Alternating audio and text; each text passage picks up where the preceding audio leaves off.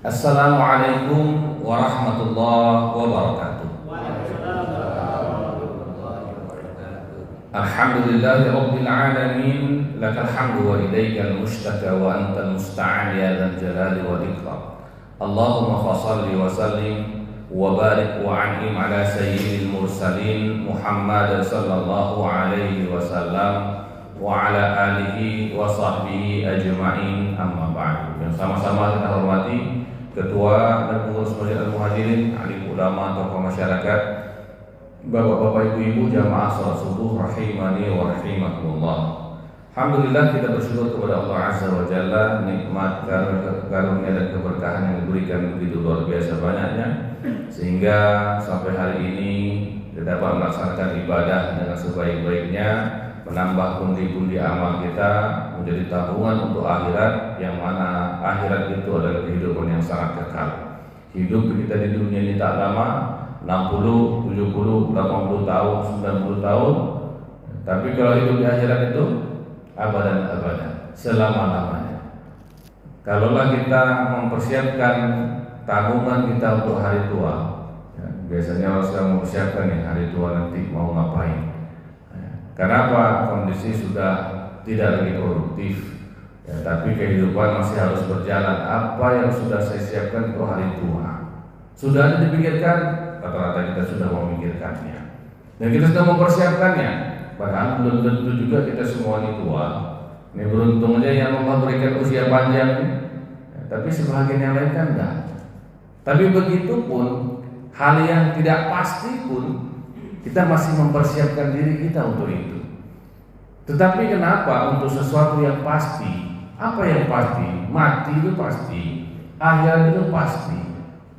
Seberapa banyak tabungan kita untuk akhirat yang sudah kita siap-siapkan?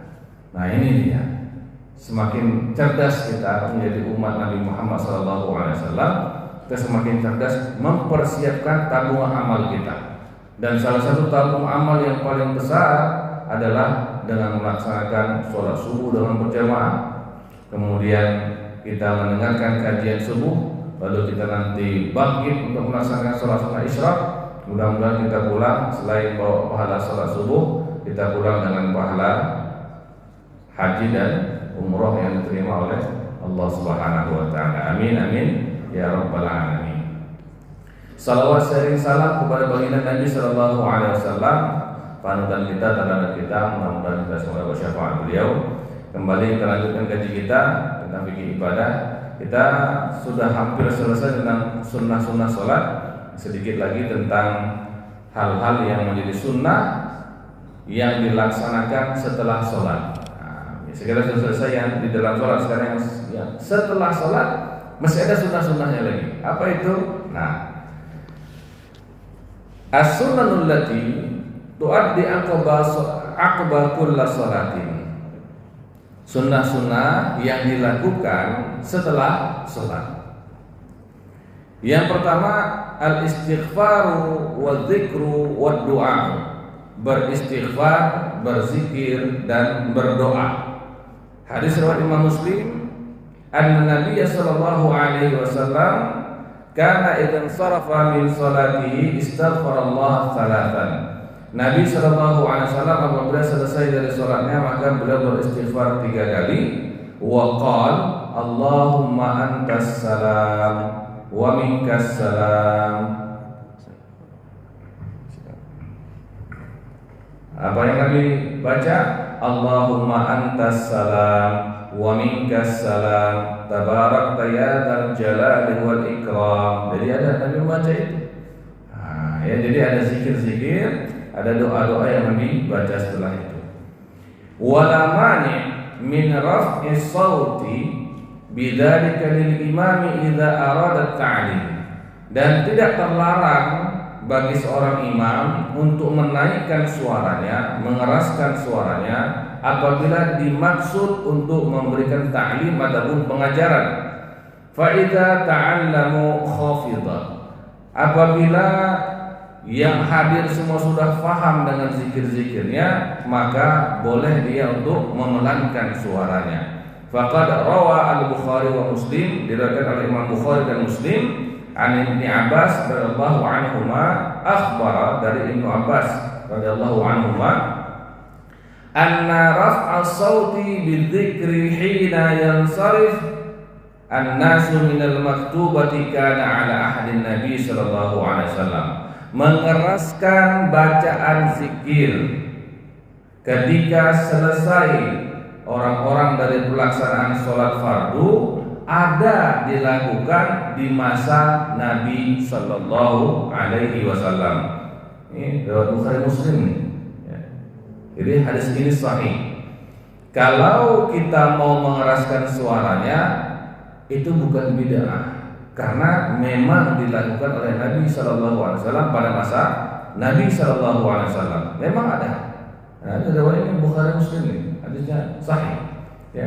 Tetapi memang pada masa Nabi itu ada dua fase, dan ini yang harus kita ketahui agar kita tidak menjadi orang yang picik dalam melihat hadis-hadis Nabi Shallallahu Alaihi Wasallam.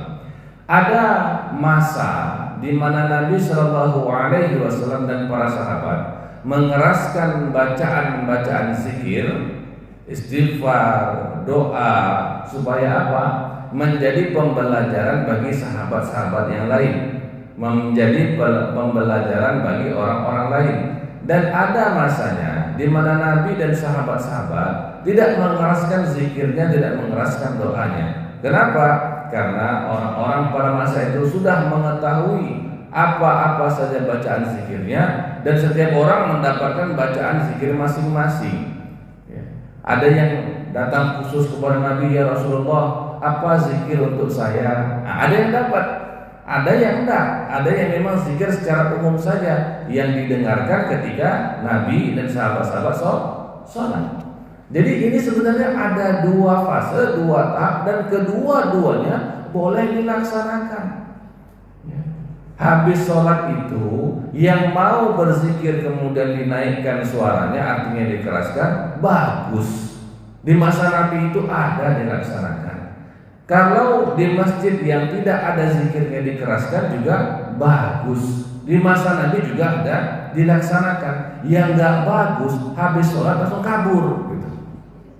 Assalamualaikum warahmatullahi wabarakatuh, langsung kabur. Itu yang nggak bagus. Kalau berzikir itu bagus. Nah, kemudian bagaimana kesepakatan di suatu masjid? Ustaz, di masjid kami Ustaz masih banyak orang-orang awam, masih banyak ibu-ibu dan bapak-bapak yang belum hafal apa saja yang mau dibaca habis sholat. Kalau saya tanya satu-satu, saya yakin tidak hafal semua zikir-zikir habis sholat. Mulai dari Allah, dari istighfar, Allahumma antas salam, kan sampai habis. Saya yakin tidak hafal semua. Makanya di masjid kita ini ada dikeraskan bacaannya, itu bagus, sehingga jamaah walaupun dia tidak hafal, dia dengar, dia bisa mengikuti dalam hatinya. Ya, seperti itu. Jadi jangan ada lagi kita di masyarakat yang saling gontok-gontokan masalah berzikir keras, tidak berzikir keras, atau dikhawatirkan. Dua-dua bagus. Yang nggak bagus habis sholat, kabur, nggak ada zikirnya, itu tidak bagus. Jadi alhamdulillah dengan seperti ini kita lebih banyak tahu. Kalau kita singgah di masjid yang memang dikeraskan bacaannya, sama-sama kita berzikir. Kalau kita ada di satu masjid yang memang dikhafatkan, disirkan bacaan zikirnya, maka kita berzikir. Wa thalathuna tahmidatan, 33 kali bertahmid, alhamdulillah, rasul tasbih subhanallah, tahmid alhamdulillah. Wa thalathuna takbirah, 33 kali bertakbir.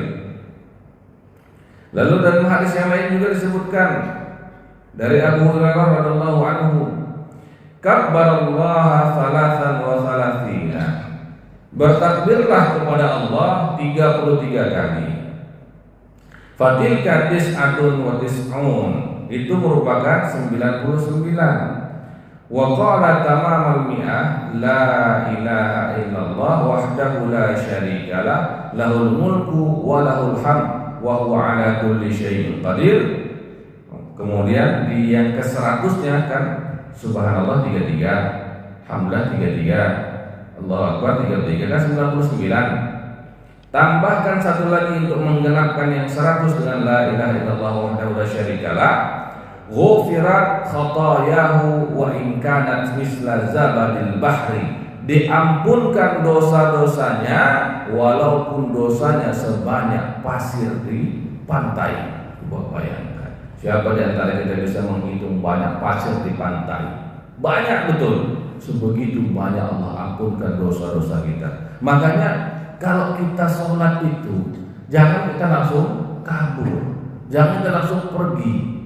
Kesempatan kita untuk dapatkan pengampunan yang sangat banyak itu paling besar adalah ketika kita melaksanakan sholat fardu dan kemudian kita berzikir setelahnya. Cuma kadang-kadang kita lihat banyak orang habis sholat langsung kabur. Ya. Assalamualaikum warahmatullahi wabarakatuh. Ya. Kenapa? Banyaklah alasannya. Padahal berzikir 33 kali subhanallah, 33 kali alhamdulillah, 33 kali Allahu Akbar, tambah la ilaha illallah wahdahu la syarikalah, tidak sampai juga 10 menit. 3 menit paling lama. 3 menit apalah mau dikejar dengan 3 menit itu? Apa yang mau dikejar kali? Macam dia 3 menit itu bisa menghasilkan 1 miliar? Kalau 1 miliar dalam 3 menit oke lah. Ya, dengan 1 miliar bisa sedekah lagi. Ini tidak ada juga. Padahal dalam kesempatan 3 menit itu kita dapat pengampunan Allah Subhanahu wa Ta'ala atas dosa-dosa yang kita lakukan. Dan kita tahu bahwa kita banyak dosa. Ini kesempatannya, subhanallah. Begitu mudah Allah ampunkan dosa-dosa kita, subhanallah. Wa rawa at-Tirmizi anna Nabi sallallahu alaihi wasallam, dari Imam Tirmizi, Nabi sallallahu alaihi wasallam bersabda, "Man qala dubura salatil fajri wa huwa thanin rijlahu qabla an yatakallam la ilaha illallah wahdahu la syarikalah lahul mulku wa lahul hamdu yuhyi wa yumitu wa huwa ala kulli syai'in qadir asyra marratin." Siapa yang membaca setelah salat fardu subuh, ya, sebelum dia berbicara, sebelum dia melangkahkan kakinya atau dia berbicara kepada orang lain, artinya habis sholat dia nggak ngobrol, dia nggak kemana-mana, dia masih di dalam keadaan setelah sholat, lalu membaca la ilaha illallah wahdahu la syarikalah lahul mulku wa lahul hamdu yuhyi wa yumitu wa huwa ala kulli syai'in qadir sebanyak asyra marrat, 10 kali, kutiba lahu asyra hasanat, maka dituliskan untuknya 10 kebaikan, ya. Wa muhya anhu asyru sayiat, dan dihapuskan untuknya 10 keburukan. Wa rufi'a lahu asyru darajat, dan diangkat 10 derajat. Wa kana fi yaumi dzalika kullihi fi hirzin min kulli makruhin, dan di hari tersebut, karena sholat subuh kan awal hari, ya, di hari tersebut, ya, di sepanjang harinya dia akan dijaga, wa hurisa minasyaitan, dijaga dari hal-hal yang tidak dia sukai, min kulli makruh, yang tidak dia sukai, yang menyakiti hati dia, dan dijaga dari syaitan. Subhanallah. Yang buat kita itu malas itu salah satunya adalah syaitan. Iya, yang bikin kita malas itu syaitan itu, yang buat kita berat untuk melangkah, yang membuat kita mata kita ini membantu, sudah bangkit kita ngantuknya luar biasa. Oh, bergelantungan setan di situ. Oh, ya, begitu dia. Ya, macam makanya ketika Allah jauhkan kita dari setan, kita akan lebih mudah ibadah. Mirip kayak waktu lagi Ramadan gitu. Lagi Ramadan kan kita mudah untuk ibadah. Ya, kenapa? Karena setan sedang dibelenggu. Maka salah satu cara supaya kita itu mudah untuk ibadah, nah kita baca ini, ya, habis sholat subuh, udah lewat tadi Ustaz, sholat subuhnya Ustaz, nah, enggak apa-apa, besok kan masih ada subuh berikutnya, insyaallah. Rawa Abu Dawud, dari Abu Dawud, an Mu'az bin Jabal radhiyallahu anhu, dari Mu'az bin Jabal, anna Rasulullah sallallahu alaihi wasallam akhadha bi yadihi, bahwasanya Rasulullah memegang tangannya Muaz bin Jabal. Lalu beliau bersabda, "Ya Muaz, wallahi inni la uhibbuk." Wahai Muaz, kami pegang tangan Muaz. Wahai Muaz, demi Allah aku mencintaimu. Kata Rasulullah, senang betul. Ya, Muaz bin Jabal ini. Kata Rasulullah, demi Allah aku cinta kepada kamu. Kata Rasulullah.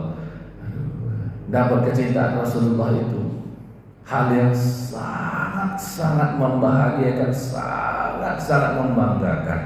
Karena orang yang dicintai Rasulullah ini orang ahli surga ini. Orang-orang yang dicintai Rasulullah ini orang-orang yang akan Allah berikan banyak kebaikan. Orang-orang yang Rasulullah cintai itu orang yang pasti dapat syafaat ya, subhanallah. Ya, senang betul ini Mas bicara. Demi Allah aku mencintai.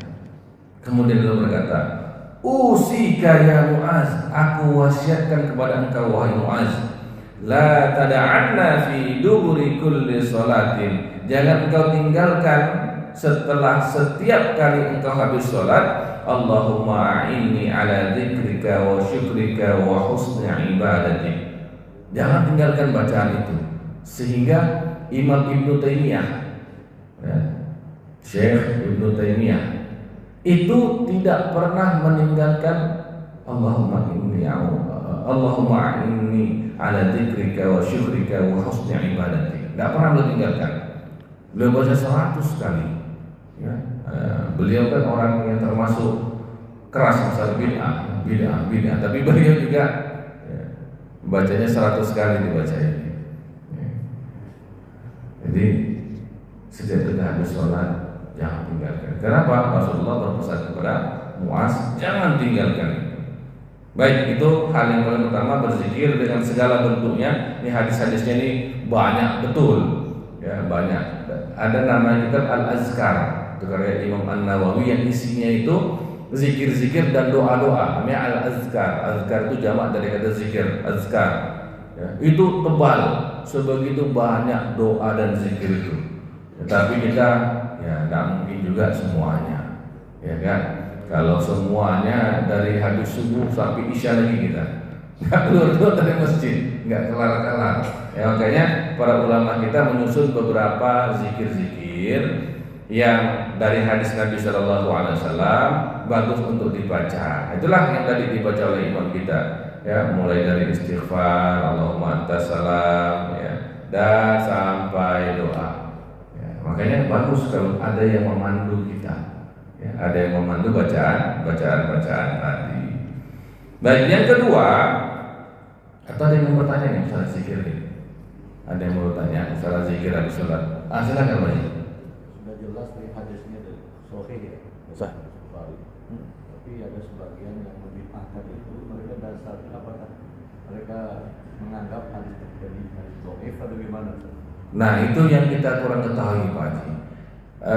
Terkadang ini pandangan saya pribadi, kenapalah sebagian orang itu terlalu keras mengambil satu hadis lalu mencampakkan hadis yang lain. Tak kurang baca, tidak tahu juga kita.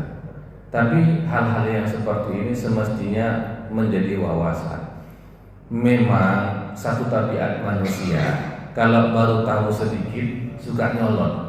Sedikit yang dia tahu suka nyolot. Nyolot itu semua salah, ini salah, ya, bacaan kamu salah, ya, perbuatan kamu salah. Kenapa? Baru hijrah dia. Nah, mungkin ada yang pernah berada di fase itu. Kalau dulu saya pernah berada di fase itu, ya, baru-baru saya ikut jamaah tabligh dulu, ya, suka untuk satu kebiasaan di mana-mana. Kalau ada orang suka nyalahin orang lain itu ilmunya lagi sedikit tuh. Tapi coba kalau ilmunya tinggi, itu jarang nyalahin orang lain. Misalnya Dr. Mawardi misalnya, kalau ditanya, beliau lebih suka, ya ini ada pendapatnya begini, ini ada begini. Sering-sering begitu dokter, yang S1, S2, S3 di Madinah, yang hafal Quran, ya. Mufti Pekanbaru, ya. Subhanallah, tidak suka menyalahkan orang lain. Padahal ilmunya segunung. Gitu. Sementara ada sebagian orang yang ilmunya baru sekerikil, ya bahkan nggak sampai sekerikil, tapi semua lah disalah-salahkannya. Nah itu tanda seperti itu. Jadi mungkin seperti itu, ya. Terima kasih. Baik.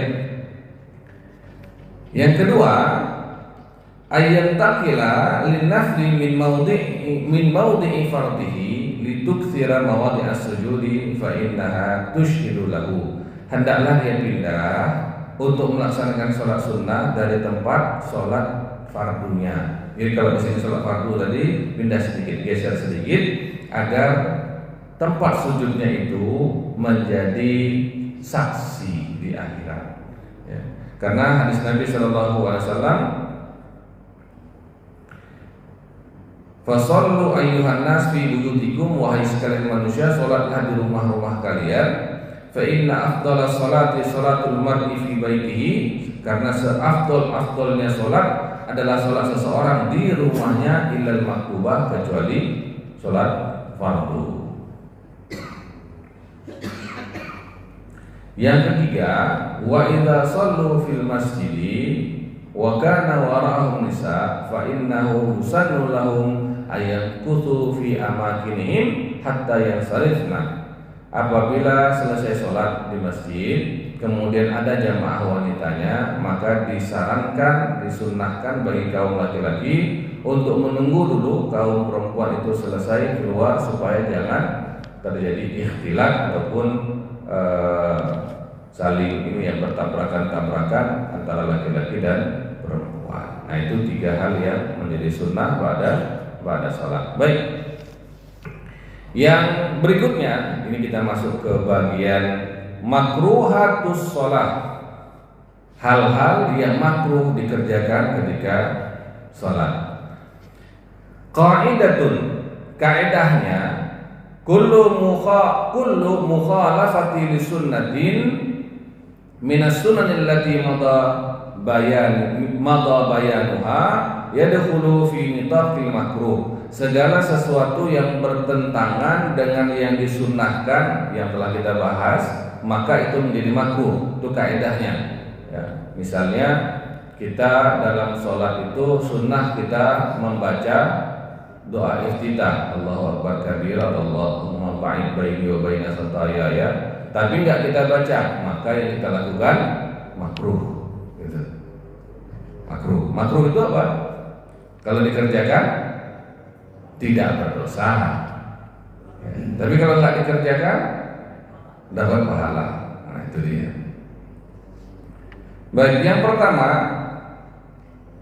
al-iltifatu fi sholati bil unuqi lil hajah.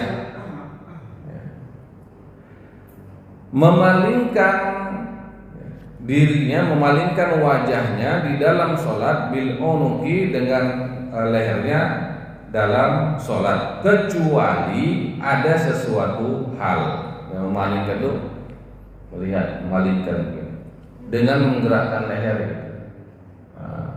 Masa iya dalam sholat celingak-celinguk ya, makruh, tapi nggak sampai batal kalau hanya lehernya. Tapi kalau nanti bergerak sampai badannya, maka batal. Ya, maka batal. Kecuali ada sesuatu yang menjadi hajat. Tidak lagi sholat, guru ada suara ya di sebelah kiri. Kita kan takut juga, ada apa? Kita lihat begini. Oh, ternyata ada musang misalnya di atas. Akan musang tidak berbahaya. Ya. Tidak batal sholat kita. Ya, tidak batal sholat kita. Adapun lagi sholat, kita punya anak di rumah, misalnya lagi sholat sunnah, lalu anak kita ada menjatuhkan sesuatu, guru-guru gitu, jatuh sesuatu. Ya. Lalu kita lihat begini, tidak apa-apa. Ya. Kita ingin memastikan bahwa yang jatuh itu bukan sesuatu yang berbahaya ya, kepada anak. Jadi kalau berbahaya kita selesaikan sholat dulu, kita batalkan sholat karena ada sesuatu yang berbahaya. Tapi kita lihat ini, oh tidak berbahaya, sudah tidak apa-apa, lanjutkan lagi sholatnya. Itu tidak masalah karena ada sesuatu hajat atau kebutuhan, keperluan yang harus kita memang memalingkan wajah melihat. Tapi kalau tidak ada, lagi sholat ya, kan nampak tuh bayang ada orang lewat, siapa lewat lagi sholat. Nah itu makruh gitu. Tapi nggak batal sholatnya, kecuali sampai memalingkan badannya. Ya, kalau sudah memalingkan badannya maka itu membatalkan sholat. Dari Nabi Shallallahu Alaihi Wasallam beliau bersabda, la yazalullahu azza wa jalla muqbilan 'ala al-'abdi fi salatihi ma lam yaltafit, fa idza tafata insarafa anhu. Ya, Allah senantiasa menghadap seorang hamba, artinya memperhatikan hamba dari dalam sholat, ya, selagi dia tidak berpaling. Kalau dia berpaling, Allah pun tak lagi memperhatikan kepada dia. Ya, kalau kita sholat itu jangan salah. Ya, Allah tuh memperhatikan kita dalam sholat tuh. Maka kalau kita sholat bagus-bagus lah. Ya, betul-betul kita sholat. Jangan kita sholat di depan orang bagus. Ya, ketika nggak ada orang, pilih aja. Kadang-kadang begitu. Itu cobaan juga kadang-kadang. Kita di rumah sholat bagaimana? Ya. Malas-malas gitu. Tapi begitu sampai ke masjid, di samping, apalagi di samping ada ustaz, ya. Pelan, khusyuk, ya. Kenapa takut nanti kata cepat kali pak sholatnya. Jadi, ya. Nah itu berarti kan masih untuk manusia itu. Yakinlah bahwa kalau kita sholat itu kita sudah diperhatikan oleh Allah. Pernah nggak sholat sambil diperhatikan? Nah, kalau belum pernah coba rasakanlah sholat sambil diperhatikan. Wah, itu memang rasanya itu seluruh mata memandang pada Anda. Saya pernah sekali waktu ke satu pengajian, kebetulan memang jalan macet betul. Ya, jalanan macet, maghrib itu, pengajian maghrib. Jalanan macet, lalu sampai di sana orang sudah selesai sholat, sudah selesai doa, dan sudah selesai sholat sunat. Memang menunggu saya tinggal ceramah aja lagi. Baru tiba saya masuk ke dalam, orang sudah menunggu. Bila saya sholat sunat dulu, mohon maaf, ya, jalanan macet betul, ya di luar prediksi, terlambat. Karena saya sendiri yang sholat. Ya, itu rasanya itu semua mata memandang pada Anda, ya kan, semua lagi sholat sendiri. Ya, semua wah ini memang terasanya itu udah dipandangin begitu. Ya, jadi ya, disitulah kemudian menjadi ujian dan cobaan bagi kita. Kalau kita dalam keadaan seperti jauh lebih bagus sholat kita daripada sholat biasa, nah berarti kita memang masih mengharapkan pandangan manusia. Maka kalau kita sholat, nggak usah pandang manusia ini, tapi pandanglah bagaimana Allah sedang melihat kita dalam sholat. Nah kalau Allah sedang melihat kita dalam sholat, maka khusyuk itu akan muncul dalam hati kita. Gitu. Karena kita merasa dilihatin, jadi lihatin sama manusia itu rasa kita makin khusyuk. Nah khusyuk secara luarnya ya, secara zahirnya, nggak ada gerak-gerak begini, nggak ada goyang ya, bergerak betul. Ketika ruku yang diluruskan di belakangnya, ya pernah dilihat kan, subhanallah. Tapi kalau kita nggak dilihat manusia gimana? Yakinlah Allah melihat yang kita lakukan. Baik.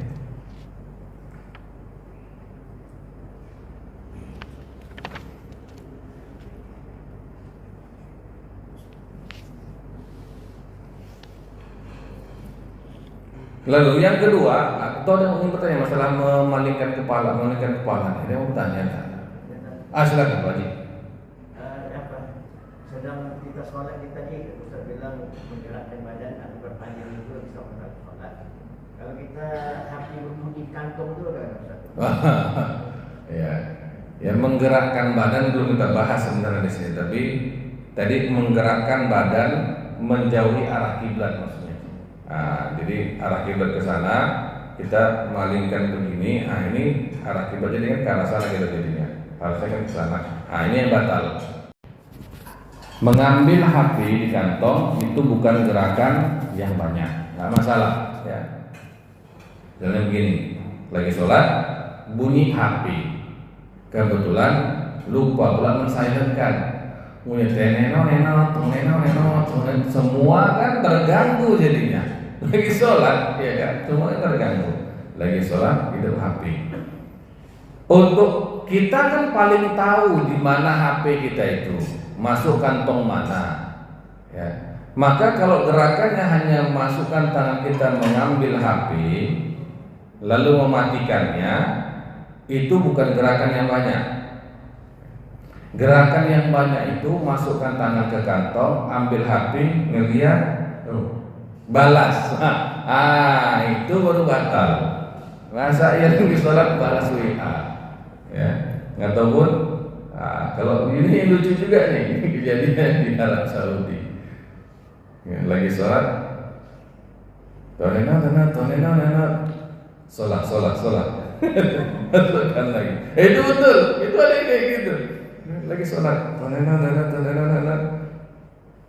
sholat, masukkan lagi. Subhanallah. Saya terkejut ini dalam masalah Ahmad bin Hanbal ini sahabat ya, batal apa enggak? Tapi kalau dalam mazhab Syafi'i kan batal itu. Dalam mazhab Syafi'i sudah batal. Ya. Jadi kalau hanya ingin mematikan saja tidak masalah, supaya tidak mengganggu jamaah yang lain. Saya juga pernah. Lagi sholat lupa betul, ya lupa betul. Ya. Saya masukkan tangan. Karena kita hanya menggerakkan sedikit saja, ya, menggerakkan tangannya sedikit saja. Tapi kalau banyak bisa batal. Baik, kita lanjutkan lagi ya. Yang kedua, yang makruh itu raf'u basarihi ila sama, mengangkat pandangan kita ke arah langit. Itu makruh. Sunnahnya kemana? Kalau kita sholat ke tempat sujud. Tapi ada yang kalau sholat ke atas ya.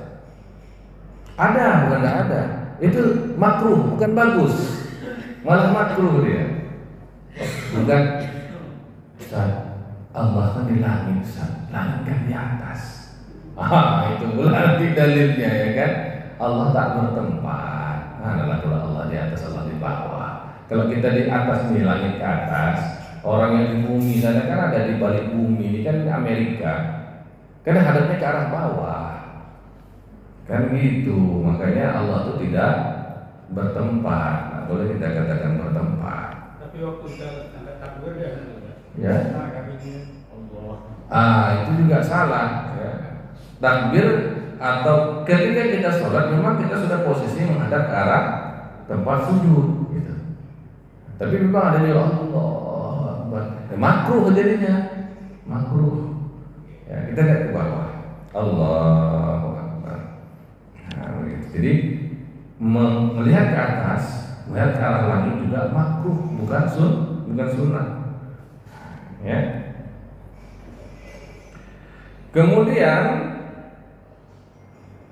Nabi Shallallahu Alaihi Wasallam bersabda, "Ma bala aqwam yarfa'una absarahum ila sama'i fi salatihim." Tsumma qala,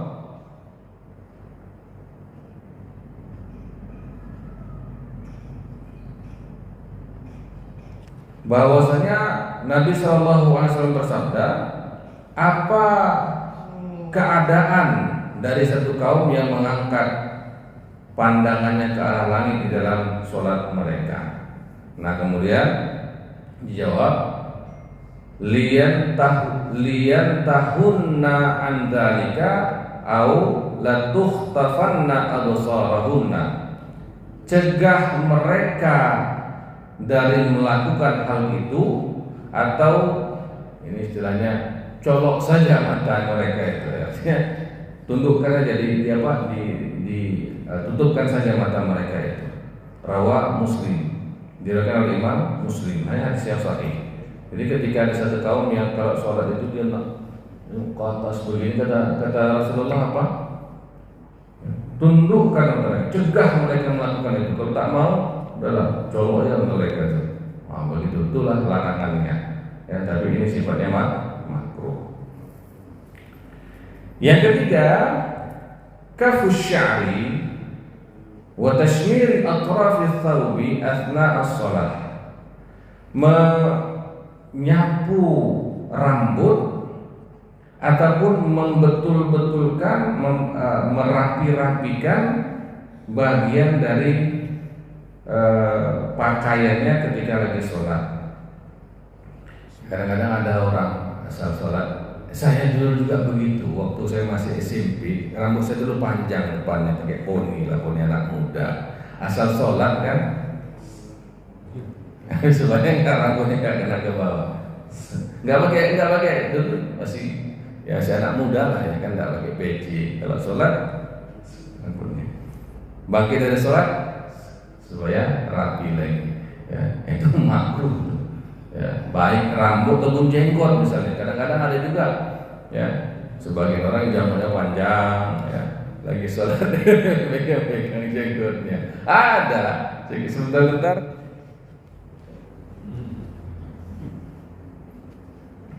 Dalam sholat rapikan jenggotnya, mudah-mudahan jenggotnya panjang ya. Ini makruh, ya. Ataupun merapikan bagian sholatnya. Ini saya lihat kawan saya pakai sarung, asal bangkit dari sujud, rapikan sarungnya. Lagi sholat, saking saya pula dengan terganggu juga pandangan matanya betul-betul kan sarung. Ya. Nah, ini yang makruh ya. Lalu berikutnya lagi yang keempat, as-salatu 'inda hadratit ta'ami tatawaqqu nafsuhu ilaihi linshigali nafsuhu bihi mimma yufawwitu alaihi al-khusyu' fi shalat. Salat ketika hidangan makanan sudah dihidangkan dan dia memang termasuk orang yang enggak tahan, artinya sudah lapar betul. Ya, makanan sudah dihidangkan sehingga betul-betul terganggu kekhusyuan sholatnya, makruh malah. Makanya ya, kalau sudah dihidangkan dan sudah lapar, makan dulu, baru sholat. Memang begitu. Dari mana itu Ustaz? Kan lebih penting sholat Ustaz. Semua kan kita butuh dalil dari Imam Bukhari dan Muslim, hadis sahih ini. An Ibnu Umar radhiyallahu anhuma, dari Ibnu Umar radhiyallahu anhuma, beliau berkata, Nabi sallallahu alaihi wasallam bersabda, "Idza wudi'a asya'u ahadikum," apabila telah dihidangkan makan malam salah seorang daripada kalian, wa uqimatis shalah, dan kemudian didirikan salat, artinya salat sudah dimulai, fabda'u bil asya'i wa la ta'jal hatta yafrugha minhu.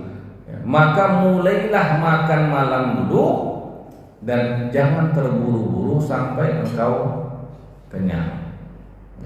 Sampai engkau bisa sedikit kenyang lah, ya, ini nggak sampai kekenyangan ya, sampai enggak kelaparan lagi. Tapi ini kondisinya di sholat isya.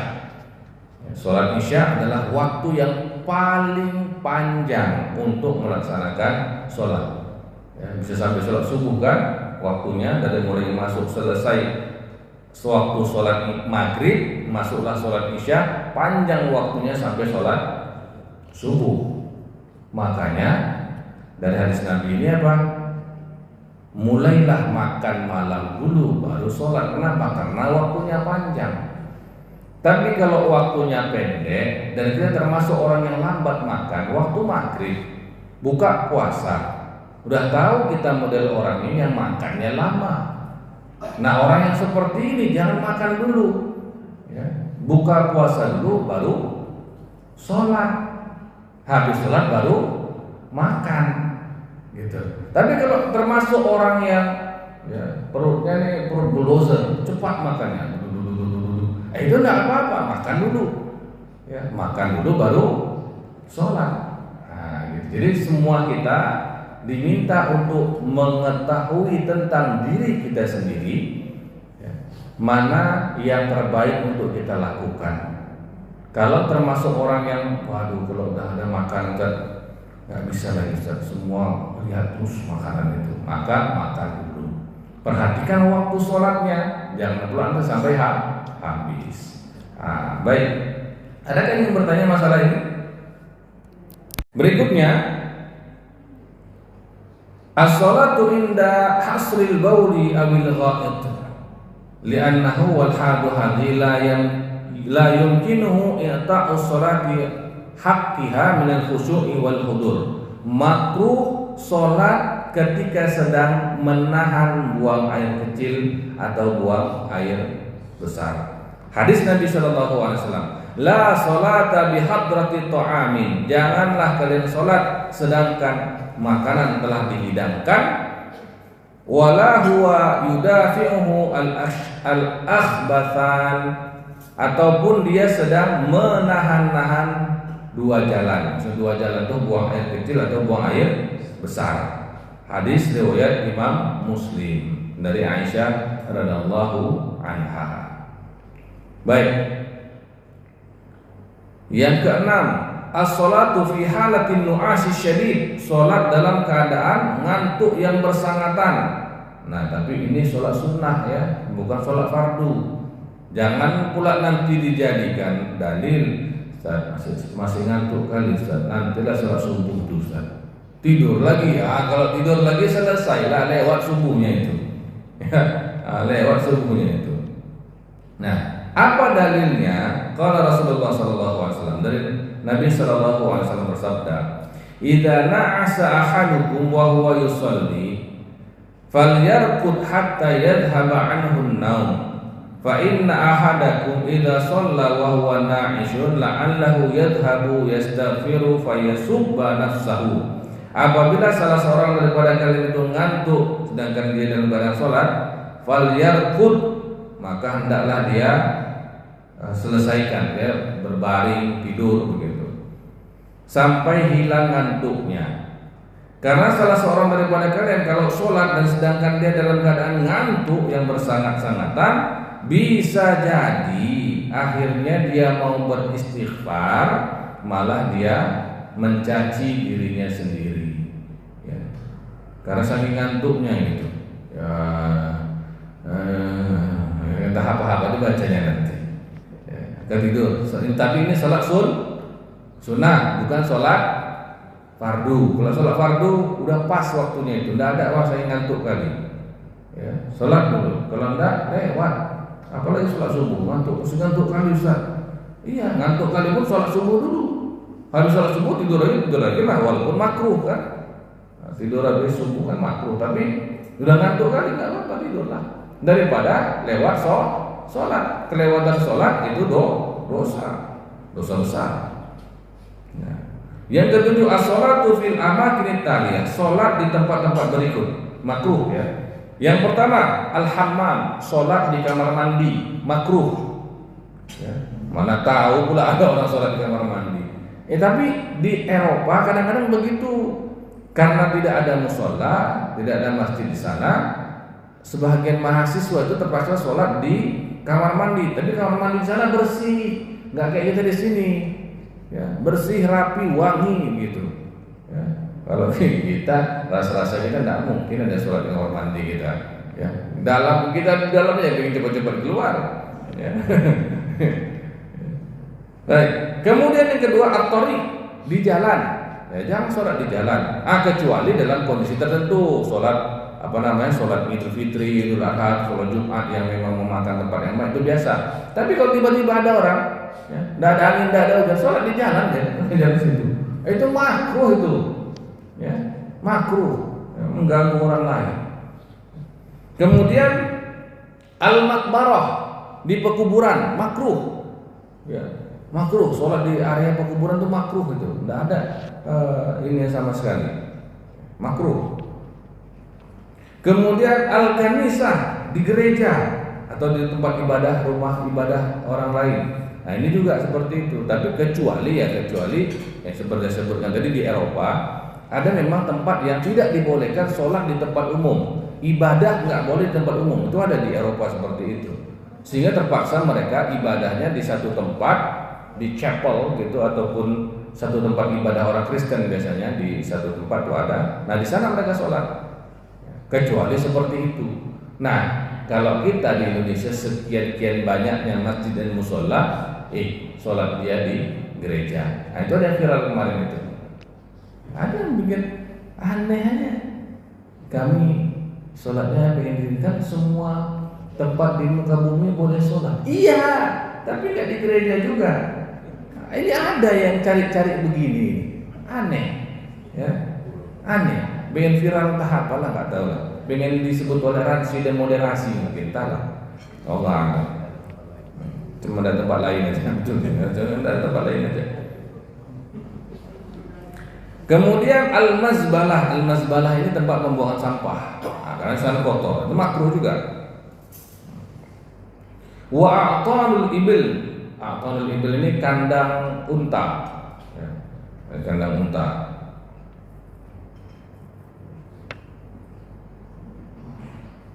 Walimadzannati wujudin najasati fi ba'diha, ataupun tempat-tempat yang disangkakan di tempat itu ada najis-najisnya. Wal insyighali lil qalbi fi ba'diha al-akhar, juga tempat di mana seseorang itu tidak fokus gitu, terlalu ramai ya, orang lewat-lewat lalu lalang, misalnya di pasar ya, di pasar itu terlalu lalang, orang banyak ribut segala macamnya, itu juga bisa jadi makruh. Hadis Nabi SAW dari Imam Tirmizi bahwasanya Nabi SAW Nabi melarang anis sholati, dari sholat fil mazbalati, di tempat sampah, wal majzarati, di tempat penyembelihan hewan, wal maqbarati, di tempat pekuburan, wa qari'atit tariq, di pinggir jalan, wa fil hammami, di dalam kamar mandi, wa fi mu'atanil ibli, di kandang unta, wa faqa zahril baiti, dan di atas rumah. Di atas rumah. Ya, di atap. Ya. Itu juga itu makruh.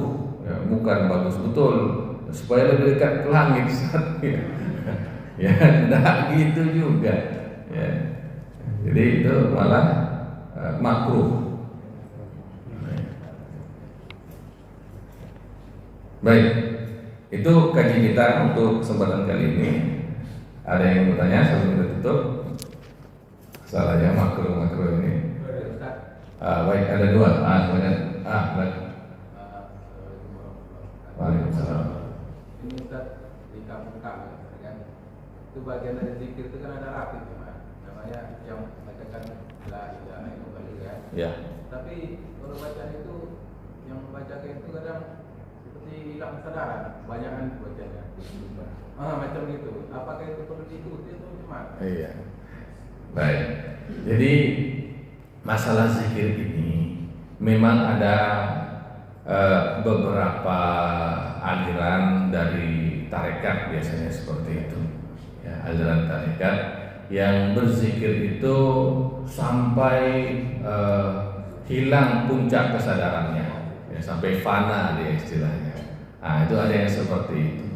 Nah, dalam kondisi normal, artinya di masjid yang dimana ramai orang-orang awamnya, maka ini tidak boleh dilakukan.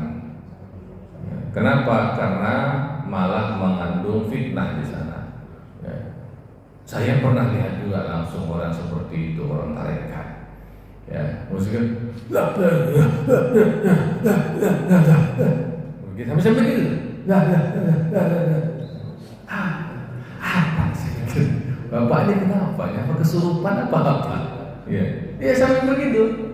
Ya, kan kalimatnya jangan salah. Kalimat itu la ilaha illallah. Itu gimana itu? Ya. Jangan sampai kayak kata Nabi, jangan sampai seperti orang mengantuk tadi. Jangan sampai dia pengen istighfar, dia malah mencaci dirinya sendiri. Jangan kita mau bertahlil la ilaha illallah, malah kita bukan bertahlil jadinya. Ya. Nah, itu. Maka untuk kondisi seperti itu, Pak, di masyarakat umum, di masjid umum tidak boleh. Kecuali kalau tidak, jangan diikuti. Jangan pula Bapak lihat nanti orang, Bapak pun ikut juga, oh, mantap nih kan, awak pun ikut juga kan. Nah, ya. Kita tetap berzikir seperti yang normal, ya, yang normal. Seperti itu. Ya, memang ini kasus-kasus yang di masyarakat memang ada, bukan ada. Ya. Memang lucu juga ya. Memang ada. Saya baru, karena saya ikut tarekat juga. Saya ikut tarekat Asy'ariyah, saya pernah ikut tarekat Asy'ariyah dan melihat orang-orang yang fana seperti itu. Kalau di dalam aliran-aliran itu tarekat itu ya nggak masalah, kita sama-sama paham kenapa seperti itu. Ada sampai hilang kesadaran saking fokus betul di dalam asyik dia betul dalam berzikir itu sampai nggak sadar. Ya itu wajar. Tapi kalau di masyarakat umum janganlah pulang. Ya orang bingung apa ini kan. Dalam tarekat yang lain misalnya Ar-Rifaiyah, kalau di Suriah, di Syam itu berzikir sambil berdiri. La ilaha illallah sambil berdiri. Kok sambil berdiri zikirnya? Loh iya. Wazkurullaha qiyaman wa qu'udan wa 'ala junubihim. Berzikirlah kepada Allah dengan berdiri, duduk dan berbaring. Jadi mereka berdiri. La ilaha illallah. Mungkin ada yang pernah lihat tuh yang di YouTube. La ilaha illallah. La ilaha illallah. Melingkar. Nanti dia menyebut begitu dia. La ilaha illallah. La ilaha. Saya pertamanya bingung juga. Kemudian saya tanya, kok zikir sambil berdiri begitu? Kan disebutkan firman Allah Subhanahu wa taala, "Wazkurullaha qiyaman", berdiri, berhentak saya. Iya juga ya. Kok saya malah nggak ngerti gitu. Jadi iya. Tapi itu dia tadi kondisi-kondisi dengan tarikat-tarikat ini adalah kondisi khusus, tidak boleh dilaksanakan di masjid-masjid yang umum karena mudaratnya menjadi lebih besar. Wallahu a'lam bishawab. Terima kasih banyak pertanyaannya, terima kasih banyak perhatiannya. Semoga Allah meridhai kita semua. Subhanallah wa bihamdi, asyhadu an la ilaha illa anta, astaghfiruka wa atubu ilaik. Assalamualaikum warahmatullahi wabarakatuh.